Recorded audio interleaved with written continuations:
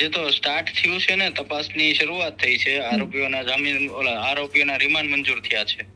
તો આગળ તપાસ થશે, આગળ તપાસ કરશે સત્યની દિશામાં.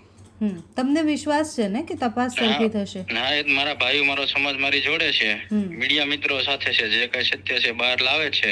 અમને વિશ્વાસ છે કે સત્ય તપાસ થશે ને જલ્દી બહાર આવશે.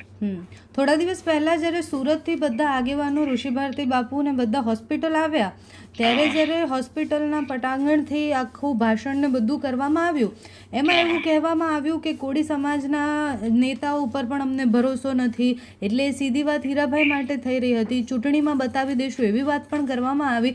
તો હવે આ મુદ્દો ન્યાયથી ભટકી અને કોનું વર્ચસ્વ કેટલું વધારે એ તરફ જઈ રહ્યું હોય એવું નથી લાગતું? ના બેન, આગેવાનો ઉપર તો ભરોસો હોય જ નહીં. એ તો અમુક કોઈ એવું બોલ્યા છે કે માનો કે ત્યારે કઈ આવા 2-3 કિસ્સા બની ગયા એસઆઈટી ની રચનાથી, કોઈને ન્યાય મળ્યો હોય ન મળ્યો હોય, પણ અમને તો વિશ્વાસ છે, અમારા આગેવાનો છે. તમારી અને જે પીઆઈ છે એમની એક ઓડિયો ક્લિપ પણ વાયરલ થઈ રહી છે.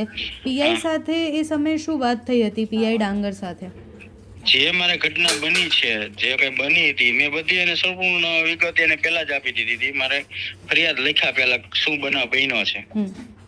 પછી બેન એવું કીધું મારી ઉપર તમે ભરોસો રાખો, હું બધું ભેગું કરી દઈશ. મુખ્ય આરોપી સુધી હું આ બધું પહોંચાડી. પણ બેને આખો કેસ મારો ડાયવર્ટ કરી દીધો.